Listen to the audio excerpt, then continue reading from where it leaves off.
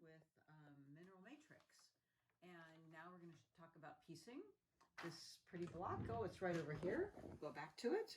So have everything cut out. So the first thing that we're going to do is make some half square triangles. So we're taking fabrics, what fabrics? 1 and 8. And I've already made them. We're going to piece these two fabrics together and then again cut them down to 2.5 inches. You should know that already. You need 4 of those. These are going around the outside, ready to make this little section here. So you're going to do that. The next thing that we're going to be doing is taking making our sew and flip units.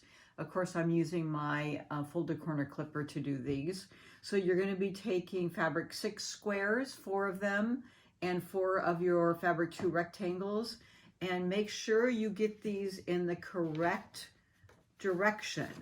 So there's your picture. This is how they go. So they're flipping this direction. Okay, if you're concerned about cutting them the right way, we've talked about this before, put your square on. You can do a little cheater line with your pencil or piece of chalk. You can draw it here and then put your folded corner clipper in the correct direction and cut it and then sew it. Okay, and I do all 4 at once. And we have Bingley here. Hi, Bing. I know we're making a little video here, so you're going to have to go sit down, kitty. There we go. Okay, so you have 4 of those. And once you get those done, you're going to make this unit. So you're going to sew those half square triangles to your fabric 1 square, making sure that half square triangle is facing in the correct direction. Downwards, you have those, and then I press towards the light plain square. And then once you have that done, you're going to make these units that look like this. And you're going to have 4 of those so that that unit is sewn to here. And then I pressed towards the rectangle. Okay, and those 4 are those units that go in the outside sitting around the block. Okay, so we'll just set those aside. Those will go in that outside corner, sitting here like this. Okay, and then our other last unit that we're going to piece is this 3-part unit, and you're going to make 4 again. So you're going to be taking our triangle, so it's going to be our fabrics 3 and 4 that you should have cut twice diagonally to get 4 triangles out of each of your 5.5 inch squares, or 1 5.5 inch square, and you're going to be sewing them together in these units. Okay, and so you'll have 4 of these, and once you have those, you can press towards the dark. I press towards this fabric, and then once you have that ready, you're going to sew them to your fabric 7, and you cut those once. You had 2 of those 5.5 inch squares. You cut them once in the diagonal to get large triangles.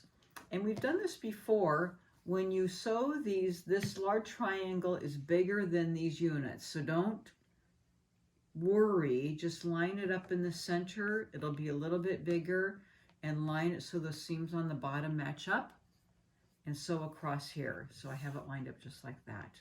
Okay, so it's kind of sticking out on that outside edge. But I just line up those points in the middle, and that edge is flush. Sew those, you'll have 4 of those units. And then I've sewn this one, okay? And then I've shown this before. You have to then square this up to 4.5. You need a square ruler. So 2 1/4 matched up at the point, or if you have a Tucker trimmer, which I love. And if you do the 2022 Saturday Sampler, we use this a lot in there. It will come in really handy, but if you're using the Tucker trimmer, I would just put my 4.5 down here. I'm watching that 4.5, and I watch my diagonal, and then the diagonal, which is 4.5 here. So I have a 4.5 here in the corner, and there, the diagonal, and the diagonal going across here. So there's my little 4.5 mark up there on the diagonal, and then I just make sure I'm in my 4.5 unit. And then I can do my first cut this way for my first square up. And get the little corner cut all the way. And then I'm going to keep my ruler faced in the same direction, I'm going to turn my block to the side I just cut. And then I'm going to line up that freshly cut corner at 4.5. But again, cross measure. Make sure my diagonal's lined up and my diagonal's lined up this way. So it's a nice cross measure. Deb Tucker rulers are wonderful because they always have the secondary measure or the secondary lineup when you're doing your second cross cut. Okay, and then I'll just cut there at 4.5 and there. And I have this beautifully perfect squared up block. It's kind of like half of an hourglass. So that works really well. Okay, so you need 4 of those. And that one's going to be situated right here on my block. So I have a corner there, and then that's lined up like that. So you can see that right here. So that's just part of it right here. That's this block. You need that going all the way around. And that makes the big part of our little Milky Way block. And then we have an interesting corner section out here. Okay, so that's it for month 11.